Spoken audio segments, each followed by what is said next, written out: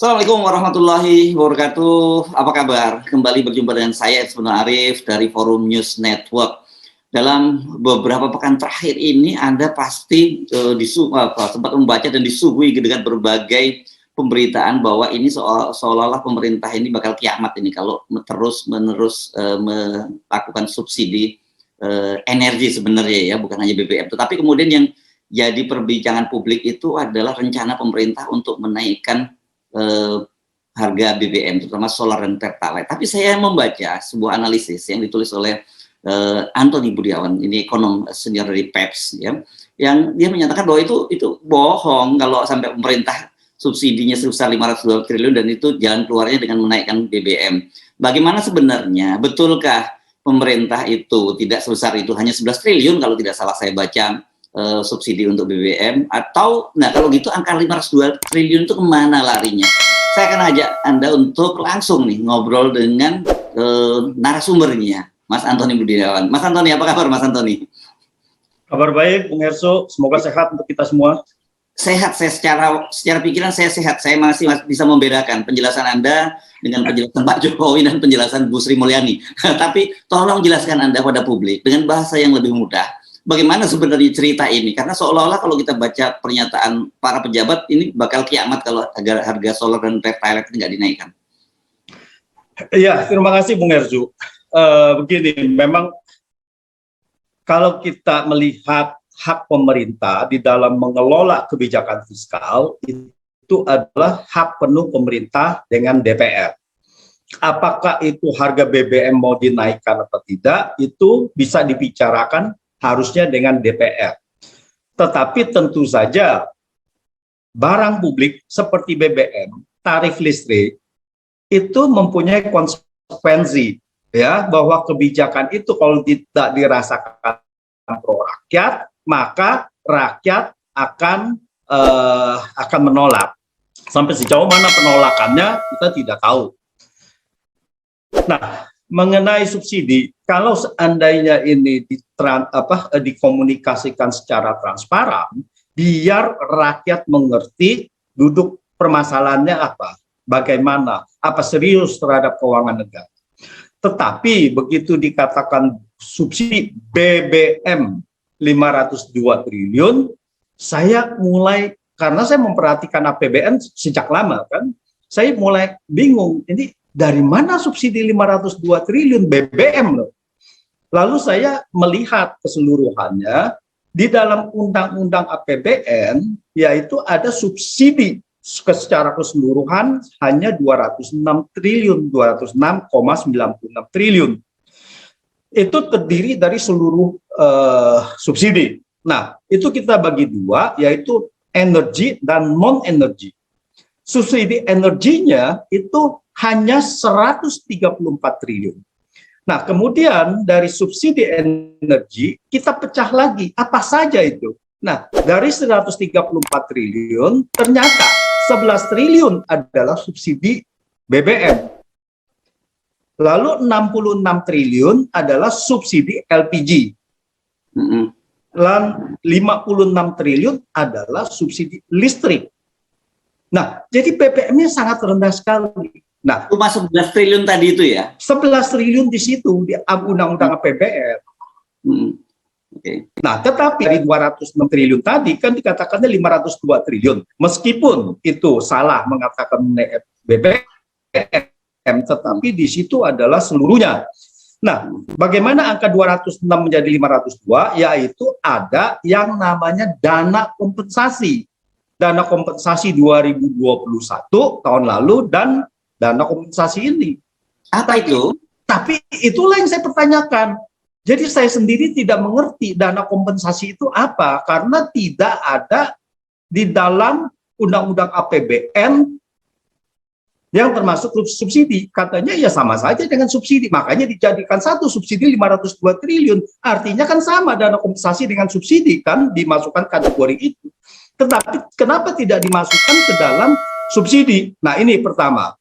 Yang kedua adalah bahwa saya merasa bahwa dengan kata dana kompensasi ini adalah misleading dan tidak ada di dalam undang-undang. Jadi apa dasarnya memberikan dana kompensasi ini?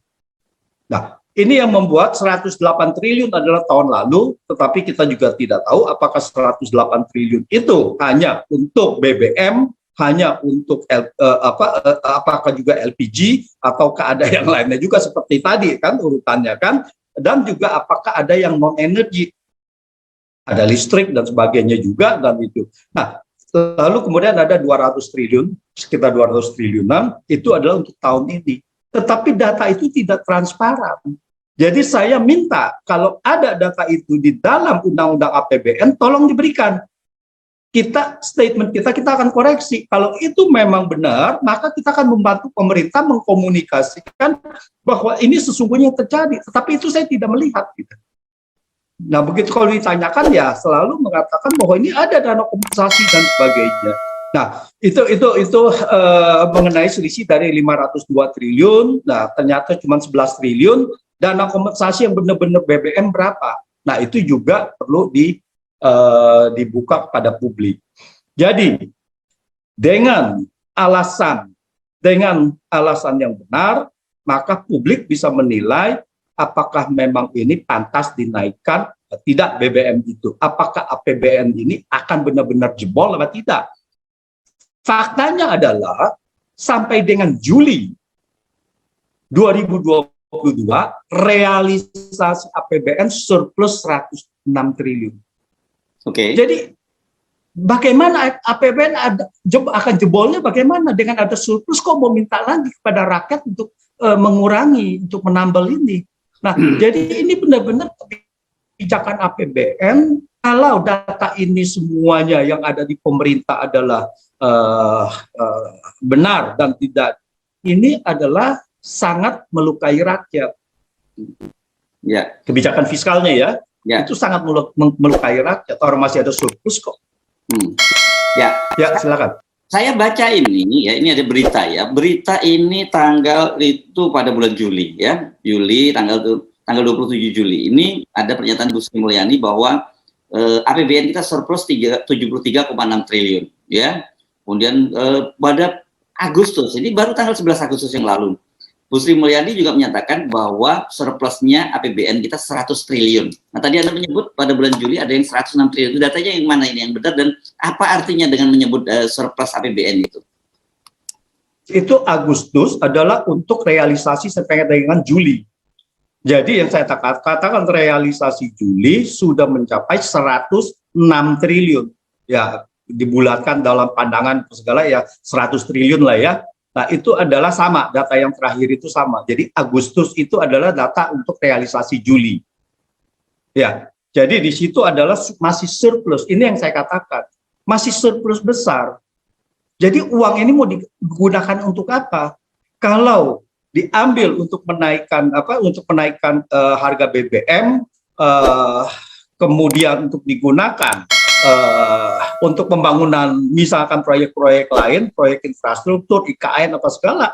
Nah, ini menunjukkan kebijakan politik, ekonomi, fiskal ini sangat tidak pro rakyat, malah sangat membebani rakyat di tengah inflasi yang sangat tinggi, inflasi pangan mencapai 11% lebih, bagaimana kemudian harga BBM itu dikatakan akan harus dinaikkan karena APBN jebol. Ini kan tidak benar semua apa yang menjadi alasan itu.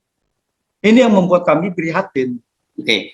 Nah, mari kita Anda juga beberapa tulisan Anda, pertama saya mau ngomongin soal BBM dulu, soal produksi kan, dan ini juga selalu jadi alasan pemerintah bahwa kita ini sudah net importer gitu ya. Jadi sekarang ini besar sekali subsidinya karena importer itu. Tapi dalam tulisan Anda menjelaskan bahwa yang bahan bakar subsidi yang diimpor itu nggak ada yang disubsidi, semua sudah sesuai dengan harga pasaran. Sementara harga yang diproduksi dalam negeri pun juga masih surplus gitu. Nah, ini yang saya tulis adalah untuk simplifikasi dan menurut saya adalah ini terjadi realitanya di lapangan. Begini, Kan kita sudah tahu kalau harga BBM yang RON 92 ke atas, artinya Pertamax dan seterusnya itu adalah sudah dinamakan BBM non subsidi. Artinya pada saat itu sudah mengikuti harga pasar. Jadi yang kita banyak import adalah BBM untuk yang secara keseluruhannya digunakan untuk non subsidi dan juga untuk BBM industri. Itu semuanya sudah keekonomian. Nah, jadi kalau kita alokasikan bahwa subsidi sebenarnya itu kan tidak ada lagi tanggungan dari pemerintah. Ya, tanggungan itu karena itu sudah harga keekonomian. Nah, berapa yang dari tanggungan pemerintah yaitu untuk yang bersubsidi. Nah, sebetulnya Pertalite itu sebenarnya awalnya harusnya adalah premium gitu, tapi Pertalite sekarang masuk ke dalam bantuan itu. Nah, jadi kalau kita lihat Indonesia kan mempunyai minyak, ya, dikerjakan oleh kontraktor-kontraktor. Produksi kita sampai dengan Januari Juni adalah 611.000 barel per hari. Jadi kalau saya hitung, kalau ini berlangsung juga di semester 2, ya, maka produksi kita mendapatkan minyak mentah setelah bagi hasil sekitar 20 miliar liter, 20 kiloliter. Nah, berapa harga perolehan ini? 0, karena ini bagi hasil. Setelah dikurangin, saya mendapatkan sekian gitu. Jadi harga yang 20 miliar liter itu adalah 0 rupiah. Ini minyak kalau mau dijual, ya? Minyak mentah. itu minyak mentah. Ya. Lalu ada ongkos kilang lah, biaya kilang dan sebagainya. Itu cuma berapa? Diperkirakan kalau kilang lama adalah $5 per barel. Atau kalau kita rupiahkan 472 rupiah atau sekitar 500 rupiah. Kalau kilang baru adalah sekitar $10. Karena ada apa?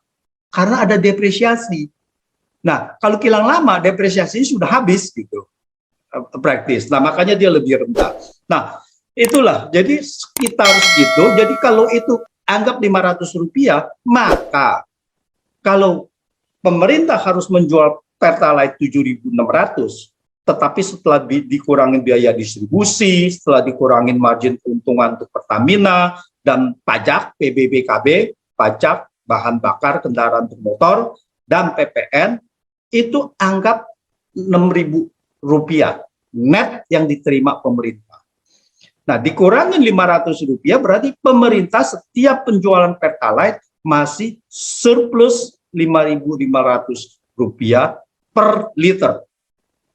Oke, jadi dengan bertahan dengan harga sekarang pun sebenarnya tidak akan berpengaruh terhadap APBN pemerintah gitu. Seharusnya tidak terpengaruh, tetapi bahwa pemerintah memang milik minyak pemerintah itu tidak cukup untuk memenuhi kebutuhan konsumsi dalam negeri. Ya, kalau kita bicara Pertalite dan solar saja itu sekitar 30 kiloliter lah, ya 30 miliar liter. Yang kita ada cuman sekitar 20. Nah, untuk itu maka digunakan untuk impor. Nah, setelah saya hitung-hitung lagi impor harganya berapa, anggap aja lah impor harganya diskrepensinya 5.000. Nah, itu kan harus ditomboki oleh pemerintah supaya Pertamina tidak rugi. Nah, kalau 5.000 per liter dan untuk kebutuhan Pertalite, di mana sebagai substitusi, bukan sebagai komplementaris dari BBM pemerintah, yaitu cuma 10 miliar, berarti kekurangan 11,7 miliar. Kalau dikalikan 5.000 baru 58 triliun sekian. Dan pemerintah mendapatkan 91 triliun. Jadi kalau itu subsidi 5.000 pun yang dari hasil import itu sudah tidak membebani lagi keuangan negara. Karena di situ secara keseluruhan masih positif. Oke. Nah, inilah yang saya katakan keuangan migas negara. Ya. Nah, ini kan selalu wacananya yang disebutkan kalau kemudian ini subsidi ini salah sasaran, gitu karena orang kaya yang menikmati harusnya padahal subsidi itu disampaikan kepada orang miskin. Dan kalau kemudian Ibu Sri Mulyani misalnya memberikan gambaran ini kalau dihapus itu bisa bangun sampai berapa 3.000 lebih rumah sakit kalau tidak salah, kemudian bisa jalan tol 3.500. Itu hitung-hitungan dari mana itu? Ini begini, ini selalu begitu ada mau kenaikan harga BBM, selalu mengatakan bahwa subsidi ini salah sasaran. Itu sudah dari berapa lama, 10 tahun yang lalu, 12 tahun yang lalu. Itu adalah untuk menjustifikasi bahwa saya harus menaikkan harga BBM, ini salah sasaran. Sekarang begini, konsep negara di dalam subsidi itu secara substansi yang mengatakan begitu itu adalah tidak mengerti.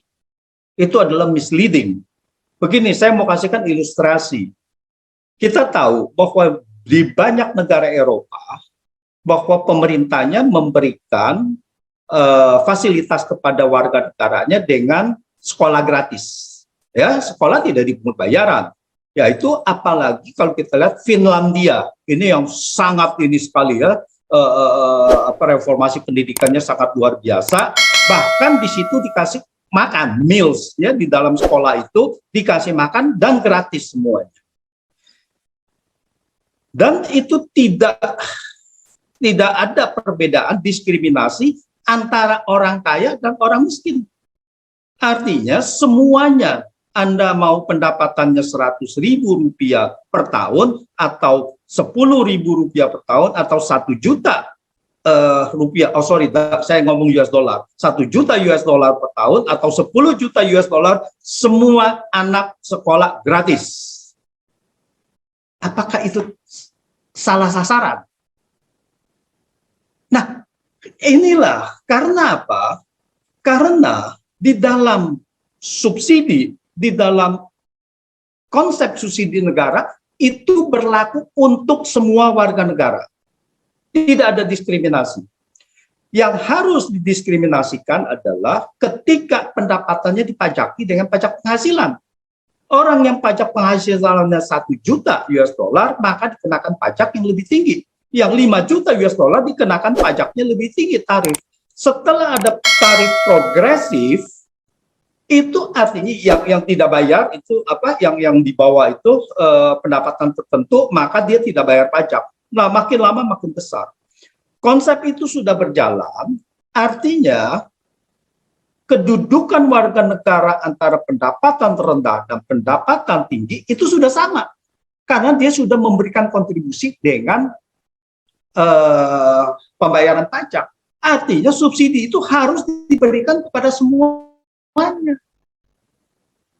Nah, inilah konsep-konsep yang menurut saya membuat selalu menjadi sasaran. Oh ya, ini tidak tepat sasaran. Oh ya, ini ada dual harga, dualisme harga. Lalu kemudian ada terjadi kebocoran-kebocoran, maka kita harus satukan harga. Nah, ini kan cuma mau simplifikasi aja, bahwa kebocoran-kebocoran ada penadah atau segala, ya itu adalah urusan hukum gitu kan. Jangan lalu kemudian dibebani kepada masyarakat. Karena saya tidak bisa memberantas mafia, maka rakyat yang harus menanggung kan gitu. Nah, ini sesuatu yang ya pemikiran-pemikiran aneh di Republik ini. Ya, oke. Nah, Mas Antoni, kita ngomongin listrik ya. Ini kan juga saya pengen coba kalau gitu. Kelihatannya ini ada yang wilayah yang abu-abu gitu, ada yang disembunyikan oleh pemerintah gitu ya. Yang dikomunikasikan seolah-olah bahwa rakyat saja yang membebani. Tapi padahal ada persoalan-persoalan yang jauh lebih itu, dan kemudian ujung-ujungnya kita juga tahu ini ada permainan oligarki dan situ. Nah, soal listrik ini, mari kita bahas soal listrik, Mas Antoni. Ya, jadi kalau kita lihat begini, di dalam 134 Undang-Undang APBN untuk tahun anggaran 2022 itu BBM-nya cuma 11 triliun, ya kan? Lalu kemudian listriknya 56 triliun. Pertanyaannya, kenapa pemerintah tidak mengeluh listrik? Nah, itu pertama. Terus kedua, kenapa listrik itu dibebani tarifnya kepada masyarakat? Kan sudah naik kan beberapa yang waktu itu. Nah, tapi kalau kita lihat juga bahwa ini kalau akan dinaikkan lagi, bagaimana dampaknya terhadap subsidi, karena ini adalah kenaikan harga batu bara, kecuali minyak dan harga batu bara. Kita tahu banyak sekali pembangkit listrik PLN menggunakan batu bara juga. Nah, kita mau tahu berapa harga batu bara yang dibeli PLN dan mempengaruhi kepada harga produksi listrik PLN. Nah, ini yang membuat subsidi seolah-olah subsidi dari pemerintah itu membengkak gitu. Nah, inilah karena kita sudah tahu waktu Januari yang lalu ya ada sedikit kericuhan di mana PLN tidak mendapatkan batu bara karena semuanya diekspor, harganya tinggi. Lalu kemudian salah satu menteri mengatakan, ya kita harus ini, tetapi PLN harus bayar dengan harga yang market. Wah, kalau ini sampai terjadi, ini yang kita harus gugat, apakah subsidi yang besar ini akibat itu juga apa tidak? Ya, karena kalau kita lihat seharusnya batu bara itu ada yang namanya DMO dan DPO. Jadi bukannya market obligation aja, kalau market obligation-nya aja tidak masalah. Kalau harganya juga menurut internasional dengan yang DPO, ya, domestic price obligation, yang itu waktu itu kan $70 kalau nggak salah. Nah, kalau ini dilanggar dan menjadi harga internasional, maka harga produksi listrik PLN pasti akan membengkak dan ini pasti harus disub. Nah, jangan sampai tarif listrik yang diminta kepada rakyat naik, tetapi sebetulnya nanti digunakan kenaikan untuk harga batu bara yang lebih mahal.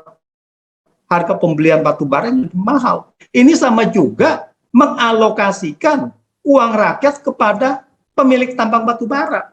Nah, untuk itu harusnya kalau ini terjadi dan kita minta transparansi dari PLN berapa harga batu bara dan berapa kenaikannya itu dan berapa kenaikannya terhadap tarif listrik, terhadap listrik, dan kalau memang ini sangat besar sekali, ya kenapa negara tidak mengambil alih itu batu bara untuk menjadi milik negara? Karena kan Undang-Undang Dasar kita pasal 33 mengatakan bahwa itu harus dikuasai negara dan digunakan sebesar-besarnya untuk kemakmuran rakyat. Nah, kalau ini PLN saja harus membeli yang menguasai hajat hidup orang banyak, harus membeli dengan harga internasional, ya berarti ini sudah kita bilang pasal 33 sudah benar-benar mati. Begitu Bung Ersud. Oke, ya. Nah ini kalau soal listrik itu kan kita tahu ada beberapa persoalan. Satu tadi soal kita tahu bahwa penguasaan batu bara oleh swasta itu sangat besar. Kedua ada juga problem di internal PLN yang berkaitan dengan independent power plant, ya perusahaan-perusahaan suplai swasta itu, dan di situ berlaku kalau nggak salah aturan hukumnya. Pokoknya lu kalau udah beli semacam jual putus, mau dipakai nggak dipakai itu juga tetap harus bayar. Karena ada juga klausul semacam itu kan di PLN. Ini yang kemarin juga banyak dikeluhkan, Mas Antoni. Ya, itu salah satu adalah distorsi dari pengadaan listrik di Indonesia. Bahwa IPP ini adalah satu harganya memang cukup mau tinggi dan dia juga tidak mau rugi, maka di situ dia harus menjamin keuntungan. Karena di situ 30 tahun atau berapapun gitu. Nah, makanya itu adalah satu kesalahan.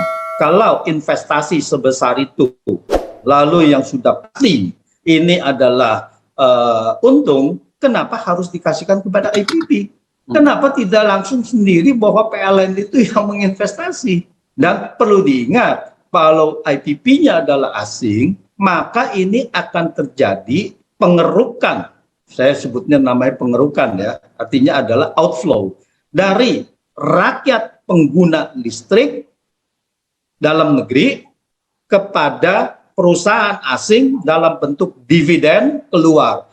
Ini yang membuat transaksi berjalan kita menjadi defisit semakin lama semakin besar. Salah satu kontribusi dari ini adalah defisit transaksi berjalan dari hal-hal yang seperti ini. Ya, karena saya merasa misalnya nggak fair juga buat PLN, dan itu dampaknya akhirnya nggak fair buat rakyat ketika ada klausul dengan independent power plant yang saya tadi sebut itu, kalau nggak salah apa sih istilahnya itu, take or pay ya istilahnya ya, Mas Antoni ya. Ya itulah memang bahwa di sini adalah ya seharusnya kalau memang dia mau, kalau memang mau seperti itu, jangan mendompleng kepada PLN untuk memberikan garansi. Kalau IPP dibolehkan, kenapa tidak bersaing aja bahwa dia menjual kepada rakyat langsung? Nah, kan sama saja dia sudah menjual rakyat langsung, tapi kenapa melalui PLN? Ini regulasi setengah-setengah yang memang maunya adalah menguntungkan si investor dengan apapun risiko itu akan ditanggung oleh PLN dan rakyat. Ya, ya, ya. Jadi IPP harus dibarengin dengan Anda boleh menjual langsung kepada rakyat. Jadi PLN tinggal mengambil traffic aja. Kalau Anda melewat jaringan transmisi saya, Anda bayar sekian. Nah, justru itulah PLN akan selalu untung kan gitu, karena transmisi dia yang milik. Nah, tapi apakah tidak kemudian harganya nanti regulasi harganya siapa yang atur? Mereka bisa dengan seenaknya aja turunkan harga itu. Ada ceiling. Oh, ada batas.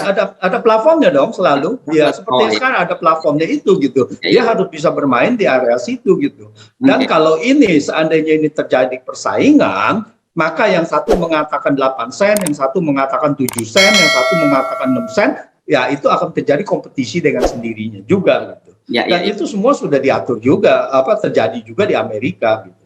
Bahkan juga bahwa si solar power, solar cell juga bersaing dengan mereka. Tapi persoalan yang saya dengar justru kenapa terjadi semacam ini, karena sebenarnya pemilik IPP ini kebanyakan diantara kita juga mantan-mantan para pejabat juga. Ada pejabat, mantan-mantan para pejabat yang menguasai ini. Itulah bahwa negara kita ini bukan memikirkan rakyat, tetapi memikirkan kantong sendiri. Jadi apakah itu mantan pejabat? Mantan pejabat tidak mungkin dia menjadi sendiri kalau tidak ada backing capital di belakang. Jadi pada saat itu ada backing capital di belakang, kemudian menggunakan nama pejabat, dan nama ini adalah sudah mempunyai koneksi-koneksi, ya sebetulnya ini adalah masalah koneksi, masalah network yang kemudian dia dipakai. Jadi ujung-ujungnya adalah tetap aja si kapitalis. Ya, ya, itu dia saya kira gitu. Oke, Mas Antoni, ini kan agak complicated ya, ada detail angka-angka dan sebagainya gitu ya. Kalau kita sederhanakan lagi dan kita simpulkan gitu, jadi di tengah ribut-ribut soal rencana menaikkan Pertalite dan solar ini sebenarnya apa sesungguhnya yang terjadi? Pertama adalah komunikasi. Kalau kita sudah begini, kita punya BBM sudah disederhanakan, subsidi BBM sudah disederhanakan. Kalau dulu ada Pertamax dan sebagainya itu semua disubsidi, sekarang sudah disederhanakan menjadi hanya tertentu, ya namanya JBT, jenis BBM bahan bakar tertentu. Ya itu kalau sekarang adalah karena premium juga sudah hampir tidak ada, boleh bilang tidak ada ya. Sekarang tinggal Pertalite dan biosolar. Ya, minyak tanah juga sudah tidak ada. Sebetulnya ini dua ini yang besar, biosolar dengan Pertalite. Nah, ini harus dikomunikasikan yang benar. Kalau seandainya mau dinaikkan harganya, apakah BBM ini memang membebani keuangan negara atau tidak? Jangan dijadikan alasan terus dan rakyat yang dibebani dalam kondisi yang ekonomi juga memang masih sulit. Nah, jadi sederhananya adalah bahwa BBM, subsidi BBM yang begitu besar, itu adalah tidak benar. Secara keseluruhan, neraca keuangan dari BBM ini harusnya masih surplus. Saya melihatnya harusnya masih surplus. Ya, dengan hitung-hitungan yang pernah saya indikan. Jadi, bicarakanlah yang benar. Kalau itu ada di masalah listrik, ya kita harus bicarakan ini adalah masalah listrik. Jangan masalah subsidi yang lain-lainnya besar, lalu ujung-ujungnya hanya yang dibebani ya rakyat yang BBM ini gitu, Pertalite. Gitu. Nah, ini jadi komunikasinya harus benar-benar transparan. Oke, jadi karena seolah-olah sekarang ini yang jadi sumber biang keladi kekacauan ini hanya BBM, itu yang muncul komunikasi ke publiknya kan ya? Ya. Ya. Okay. Ya. Nah ini yang harus diluruskan. Ya, ya. Jadi kalau kesimpulan bohong segala macam itu muncul dari mana istilah itu kok sampai dianggap bahwa pemerintah itu bohong dalam soal ini? Ya kalau kita lihat bahwa narasi itu disuarakan dari semuanya, ya dari semuanya itu ya beberapa menteri mengatakan begitu semua, ya itu kan ada untuk memberikan persepsi publik seperti yang diinginkan, yang dikatakan tadi kan, yang faktanya tidak benar. Ya kalau faktanya tidak benar, rakyat dengan mudahnya atau dengan dia punya bahasa rakyat adalah bohong. Nah, sebetulnya itu aja gitu. Sebenarnya yang bohong adalah melihat bahwa fakta ini adalah tidak benar. Lalu dibilang, ya kalau saya melihatnya sebetulnya ada yang untuk membodohi publik. Membodohi publik adalah karena tidak memberikan informasi yang benar. Definisi saya membodohi publik adalah tidak memberikan informasi yang benar. Lalu ada mengatakan kalau tidak memberikan informasi yang benar maka membohongi publik juga. Oke, ya. Jadi membodohi dan membohongi. Ya. Jadi publik. Gitu. Ya, jadi sekali lagi bahwa soal kalau dalam hitung-hitungan Anda subsidi untuk BBM itu sekarang yang total tadi hanya 11 triliun tadi ya, kira-kira gitu ya. Ya, itu di dalam anggaran. Kita tahu bahwa faktanya mungkin lebih itu. Jadi lebih dari situ. Jadi kalau saya lihat adalah benar-benar yang harus dikeluarkan net ya kepada itu adalah 58 triliun. Lalu pemerintah juga mendapatkan pendapatan, maka kemudian pemerintah masih ada surplus di dalam keuangan migas ini, minyak bumi ini. Ya. Oke, baik. Jadi tidak sampai segitu. Ya, baik. Terima kasih, Mas Antoni. Ini penting saya kira dari publik untuk dijelaskan karena ini seolah-olah itu masyarakatnya diteror oleh pemerintah gitu bahwa kalian ini yang jadi beban sehingga pemerintah jebol APBN-nya gitu. Baik, oke. Terima kasih, Mas Antoni. Beliau ini adalah ekonom senior dari PEPS atau Public Economy Policy Studies gitu ya, Mas ya. Ya, terima kasih. Oke. Terima kasih. Ya, demikian tadi wawancara atau perbincangan saya dengan Antoni Budiawan, ekonom senior dari PEPS. Mudah-mudahan Anda bisa lebih dapat modal ini kalau mau berdiskusikan soal kenaikan harga BBM ini. Jangan hanya terima begitu saja apapun narasi yang disampaikan oleh pemerintah. Karena bahasanya yang lebih mudah tadi, jangan mau dibodohi oleh pemerintah. Saya Arif dari Forum News Network. Assalamualaikum warahmatullahi wabarakatuh.